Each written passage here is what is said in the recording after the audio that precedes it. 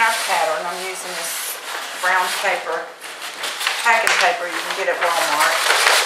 I'm going to cut a piece off so that I can make the bodice. What I want to do first is I want to iron this because it really wants to curl up on me. You can just iron the paper down and it'll iron it out flat. We don't use steam or anything, of course, because it is paper. So. Okay, so I want this to be for a toddler, specifically for my granddaughter's size. So I like to use this paper too because it has the straight edges and I can kind of work off of those. So I'm not happy with this having this little right here. I guess it's a seam allowance, but it gets in my way sometimes. Okay, so this is 8.5 inches, this square, but I'm looking to get this to about 9 inches, and with the seam allowance, it'll come out to be about 8.5 inches once I've cut it. So a total of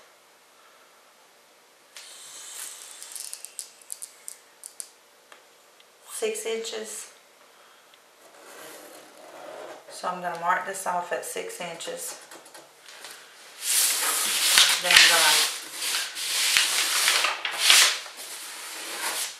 to twine my paper around.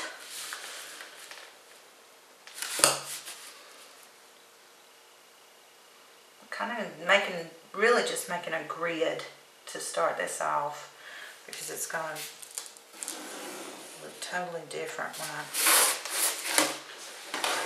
it's going to be cut on the fold too. And if you figure should I get to that right now? The width all the way around, you want to make sure that when you create this pattern that you're going to get that width.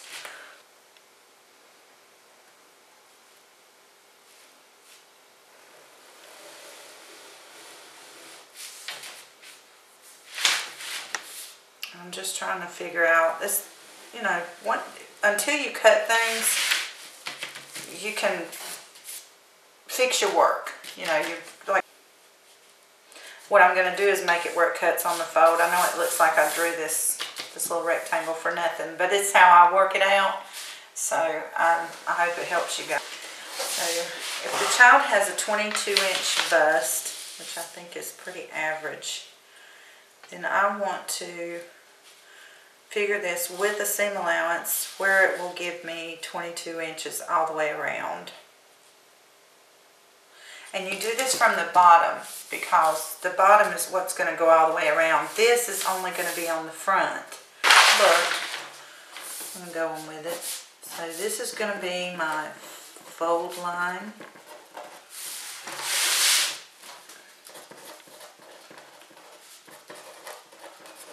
Mark off all my stuff before.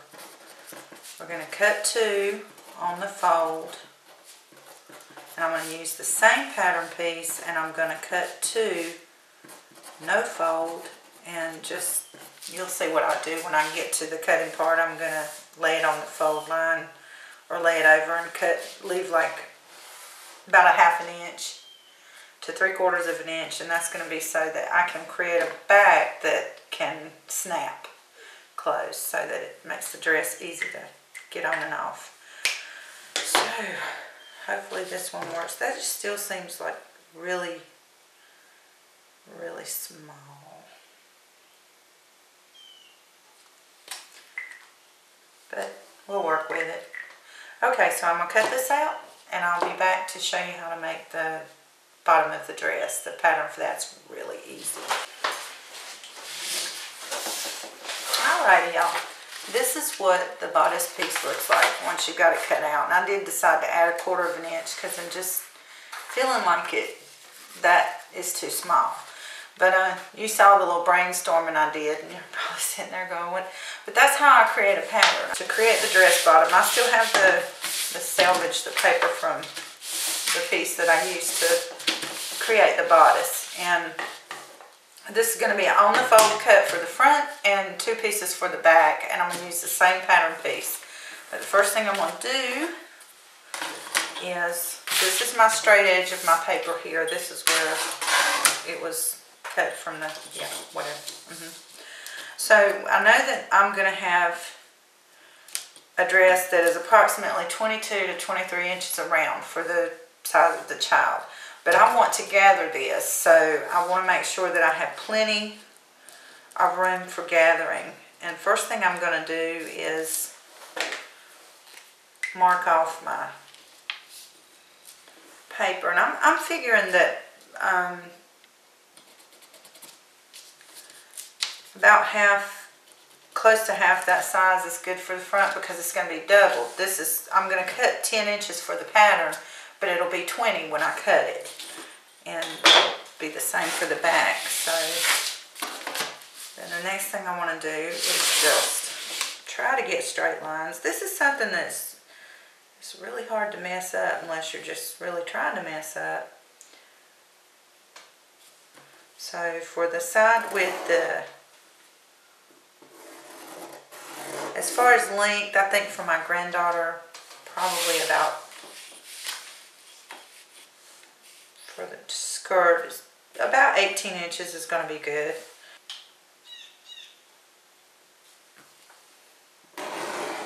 When you're doing it this way with a lot of gathering in it, it's really not necessary to put a flare in the skirt because once you gather it, it's going to have that flare anyway. But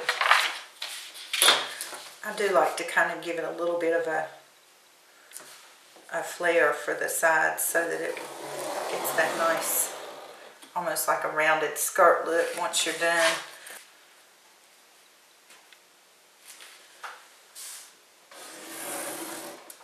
Across here, and see the straight edge here is going to be where I'm going to have my fold line. The edge that I flared out is going to be the outside of the skirt pieces. I'm going to cut this pattern piece out and then we'll go over to the sewing machine and we will start constructing. As far as the straps are concerned, I'm going to use the straps that I used to make my cousin's daughter's Easter dresses. So I don't really need to do any measuring with that. But when I get to the sewing table, I'll show you the straps and I'll let you know the length and everything that I have.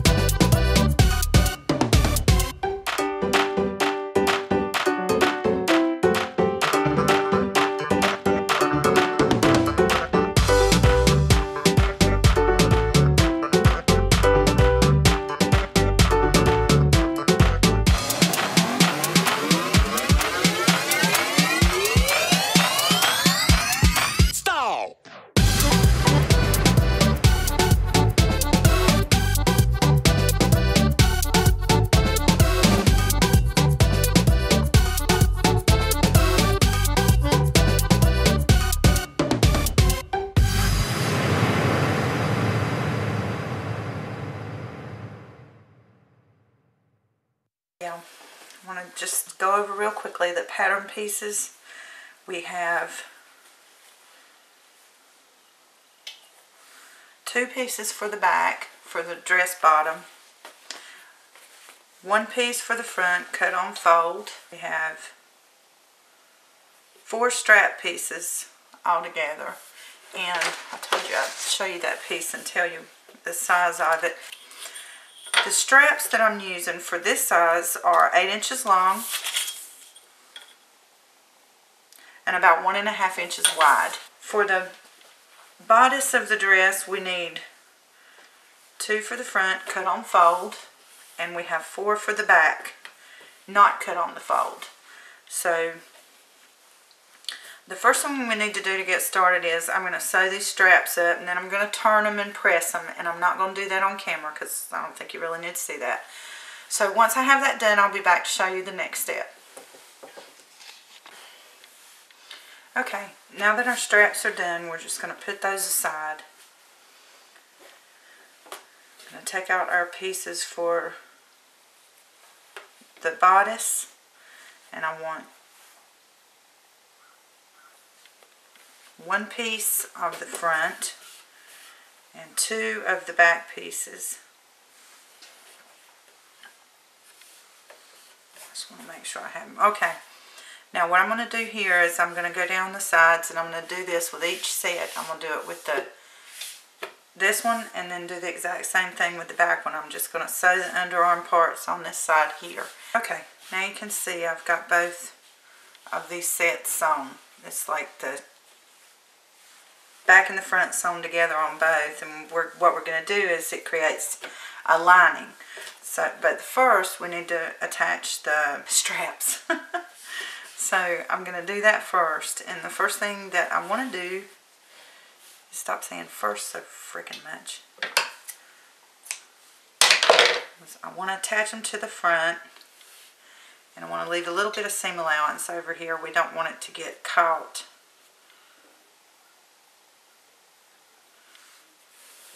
In that, so find my pin cushion. I'm going to go over to the machine and just attach these on, sewing as close to the edge as I can so it doesn't show through when I do the lining. And then I'll come back and we'll attach them to this part. Okay. See there, just right along the edges.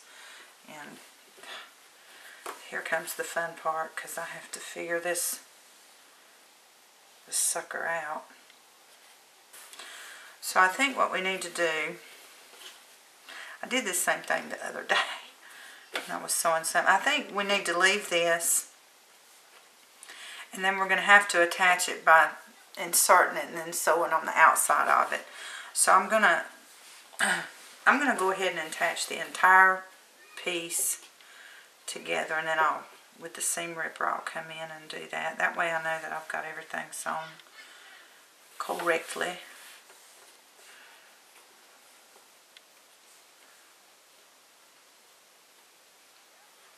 Now, what I want to do is pin everything together, and I'm only going to sew on the top. We're not sewing anything down the bottom here. We're just going to sew the whole top, going around the armholes, up around to the next one, all the way down, leaving the bottom part open. Okay, so I wanted you to see how I pinned this and how I sewed all the way around. I just went around all of these pieces and left the bottom completely open. And if you have a better way of connecting the straps without having to do it the way I'm about to do it, then I welcome your comments or share your video with us and let us know. And if I figure out a better way to do this, I will definitely come back in and show it to you guys and gals. Now that we've got all the pins out, we want to clip the corners and clip the rounded edges in the armholes, so that when we turn it out, it's nice and neat. You just need to clip where it's most rounded. You don't really have to go all the way up.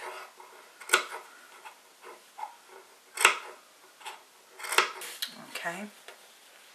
Our next step is going to be to turn everything right side out.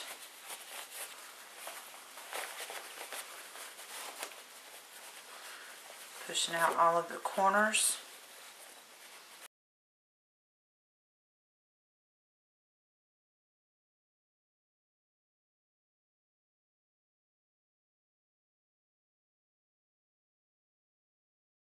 The next thing I want to do is attach this strap to this side, and like I said, it's just the easiest way for me. And I guess you can ask, why didn't you just leave that part open? But I made a dress similar to this the other day, and when I left this open, it was just really difficult to get it right. It didn't look right. So I tried it again, and I went back in and just went ahead and sewed the whole thing closed. And I'm looking for my seam ripper, guys, and came back in and opened it up. So that's what I'm going to do now. It's just the easiest way for me. Like I said, just be real careful if you do it the way I'm doing it, because this seam ripper is a ripper. You can rip your cloth up and just cry all day long because you made such a mess and have to start over. But I'm just going very carefully. I'm finding in between the stitch and just going to break that stitch open, and very carefully, I'm sorry, I was probably off camera doing that, very carefully, one stitch at a time, I'm going to cut my stitches open. And you want to make sure you do it on the side closest to the armhole. Make sure I've got it turned the right way. And let's see if my, it doesn't quite fit. I need to open it a little bit more.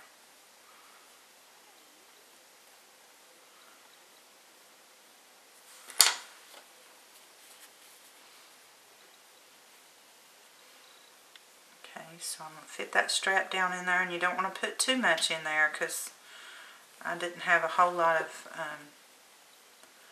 seam allowance with these straps. I didn't leave a lot. Now I'm going to take it over to the machine and I'm going to stitch across there. So there's our bodice. You can see it's all lined up, all put together. Now I just want to set this part aside and we're going to get the skirt ready. Well, damn.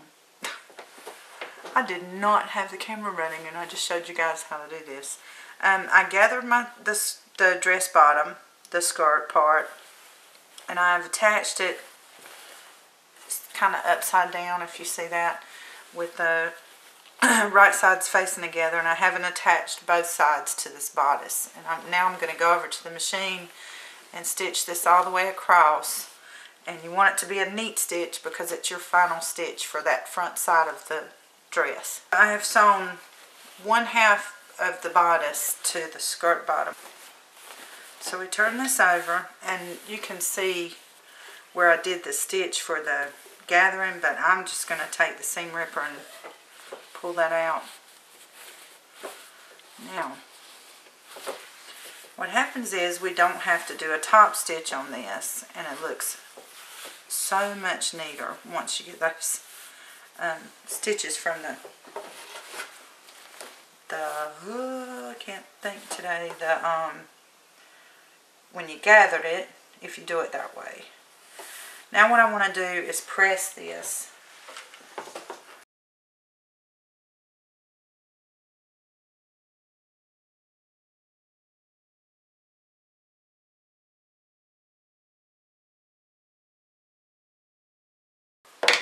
Okay, now what I want to do is close up the back.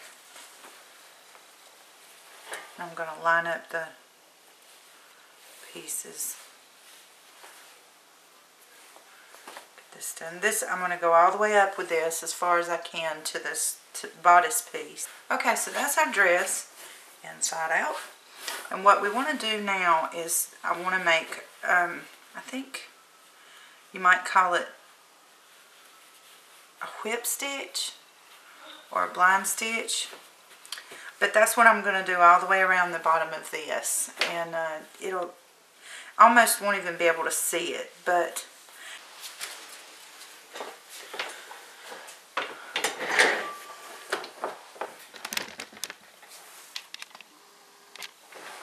okay, I thought I would show you how I'm doing this little stitch here on the back side of this dress bodice. So this is the way I do it. If you have a better way, go right ahead. I'm trying to find somewhere to bring my needle in through so that I can leave that tail in there.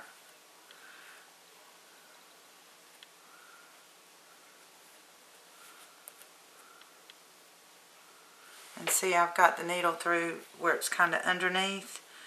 And what I want to do is as close to the edge of this as I can. Oh, man, I made my string long. I'm going to go in there and then I'm going to go underneath again. Pretty close by.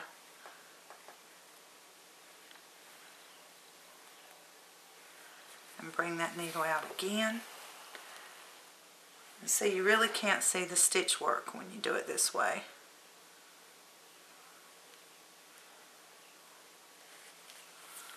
You just want to make sure you make that connection with the fabric underneath here. Alright y'all, you see there, that's the inside where I did the blind stitching. I'm not sure what you call it or if I'm saying it right. But I already went in and did a hem and I pressed that, and I want to show you. The dress turned right side out, and I'll post a picture of it in the video so you can see it better. But this is our finished sundress, and it is really cute. The only thing I need to do now is put a snap on it, and I might make a little bow or something to put here on the front. And I need to take the seam ripper and take that stitch out. But see how much neater this bodice looks without that stitch there. I knew how to do that. I had just forgotten about it when I did the other videos. Okay, y'all, let's talk about the finished results of this dress. I like the look of it. I do need to make some pattern revisions. The armholes just too big. I'm going to revise the pattern and make that a little wider in that area. It was a little tight. It's almost too tight for my mannequin, so I am going to need to make it slightly wider for the width all the way around too. So I'm going to do that. But all in all, it turned out to be a pretty good dress. If you're making this and you want to do the pattern revisions, you know, just remember to make that part right there a little wider, a little thicker, you know. Anyway, it turned out pretty good. I like it. It's a pretty little dress. I'm probably that's just going to be for the video, because the sizing and the armhole and all that are just not right. So, you know, learn something from it anyway. But I hope y'all enjoyed this video, and I will see you next time. Peace, y'all. Bye-bye.